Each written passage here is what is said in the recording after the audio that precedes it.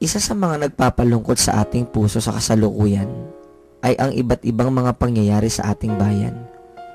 Patayan, krimen, nakawan, kahirapan, kagutuman, at higit sa lahat ang korupsyon sa ating lipunan. Marami ang nagsasabi na mayaman ang ating bansa, subalit ito'y nailalagay sa maling kamay, katulad ng isang palabas na ito. Bawat araw halos 7 milyong piso ang gasto sa palasyo. Kung susumahin, aabot ng may 2 bilyong piso kada taon. Alamin sa report ni Ralph Guzman kung saan-saan ginagasta ang malaking halagang ito.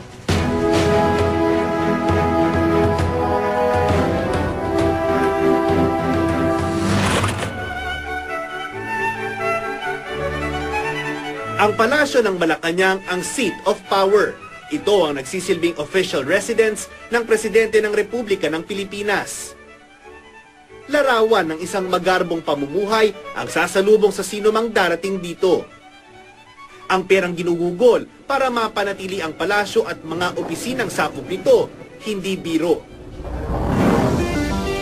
Sa report ng Commission on Audit, umabot sa 2 bilyon at 4 na milyong piso ang pondo para sa opisina ng Pangulo noong nakaraang taon. Lumalabas na ang gasto sa pagpapanatili ng palasyo tumataginting na mahigit 6 na milyong piso bawat araw.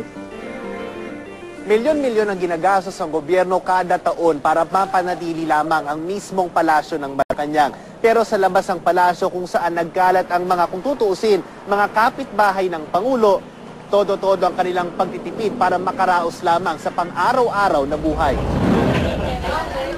Kung garbo ang larawan sa loob ng palasyo, payak naman ang buhay ng ilan nating kababayan.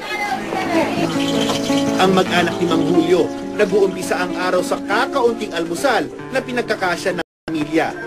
Bawat ulam na binibili, 20 hanggang 30 pesos, kaya hati-hati na lang sa isang ulam ang mga bata.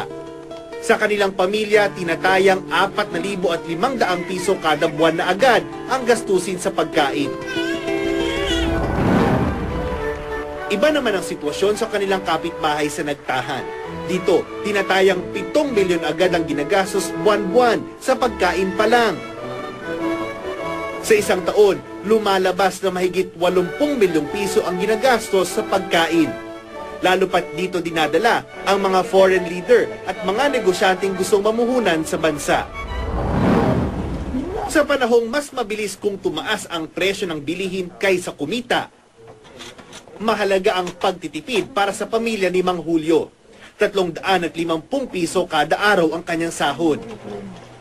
Kaya kailangang pagkasyahin ang iba pang bayarin. Sobrang hirap po. Sobrang hirap talaga.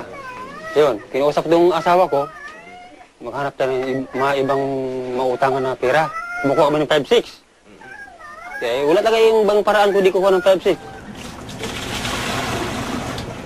Para makamenos, nag-iigib na lang siya ng tubig sa gripo ng kapitbahay. 600 piso naman sa kuryente o mahigit 7,000 kada taon. Sa palasyo naman, halos 20 milyong piso sa isang taon ang gastos sa tubig. Mahigit 6 na milyong piso naman para sa kuryente.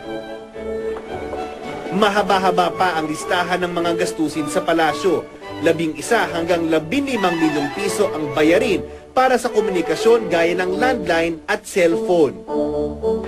Pagdating naman sa transportasyon, halos 500 milyong piso na agad ang ginastos ng tanggapan ng Pangulo para rito noong nakaraang taon. Mas mataas ang halagang ito kaysa sa mga nagdaang taon ng Pangulo.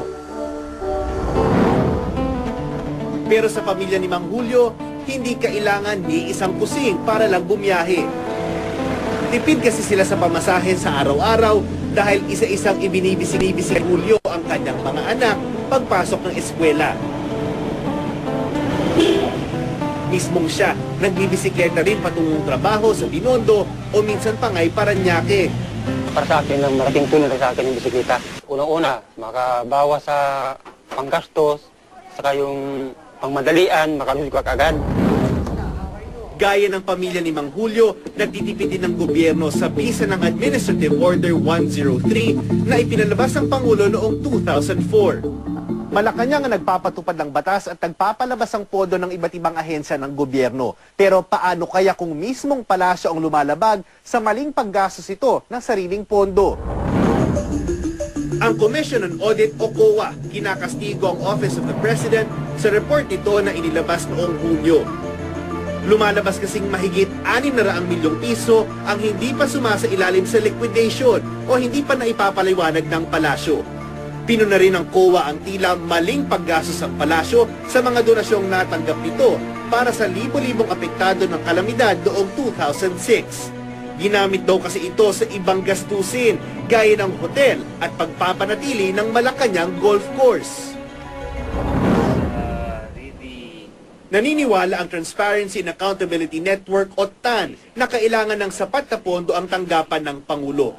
Pero maraming dapat ipaliwanag ang palasyo, lalo pat noong 2004, mismo ang Pangulo ang nag-utos ng pagtitipid sa bisa ng AO103. Ang problema kasi dito, matagal nang sinasabi ni President Arroyo na magle-lead siya by example. In fact, kung hindi ako nagkakamali, as far back as her 2001 or 2002, sabi niya, she will lead by example. And when she talks about austerity measures, tapos yung mismong office niya, hindi naman nagtitipid, anong ibig sabihin nun? Ang klaseng example yun, no? Nakasaad din dito ang suspensyon sa biyahe sa loob at labas ng bansa, liban na lang kung ito ay libre o talagang kinakailangan. Walang gustong magsalita sa palasyo kaugnay sa aming ginawang istorya sa gastusin sa palasyo. Hindi rin kami pinayagang kumuha ng mga bagong video sa Malacanang. Sa isang press conference, bilang Malacanang reporter, sinamantala ko ang pagkakataon na makuna ng reaksyon ang palasyo. Sir, may we get the palace's take on the recent report of the Commission on Audit that the Office of the President has around 600 million plus unliquidated expenses? Definitely, this is a matter for our officials here in Malacanang to look into. Siyempre, those are allegations, but you can be very sure that the audit, whenever you are liquidating cash advances, this is a continuing thing. Ipinasuri namin sa isang eksperto ang report ng COA. Ayon kay Professor Leonor Briones, na dati ring National Treasurer, may kalabisan ang naging paggastos ng Malacanang. Halimbawa sa foreign travels, I usually hino-host ng host country yung mga events dyan. So, in a sense, libre yan. Pero may ugali ang Philippine government na kung magbabiyahe ang presidente, isang katutak na opisyal ang sumasama at lahat yan ay libre. Marami ring questionabling gastusin ng palasyo, gaya ng pagkuha ng mga consultants at confidential expenses.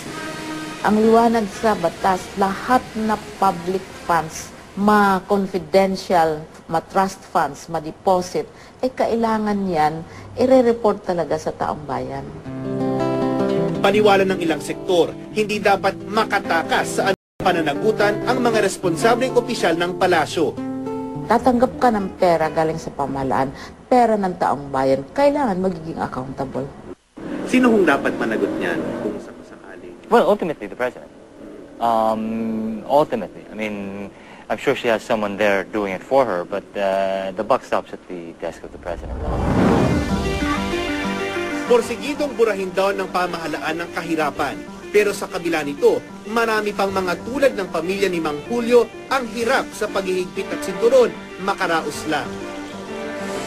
Mailagay sana sa tama ang paggasta at mapunta sa dapat na pinupuntahan ang pondong nagmula naman sa mamamayan. Ako si Ralph Guzman at itong nakatala sa aking reporter's notebook. Isa sa kinalulungkot ng ating puso ay ang nakawan sa ating gobyerno. Alam ba natin na sa loob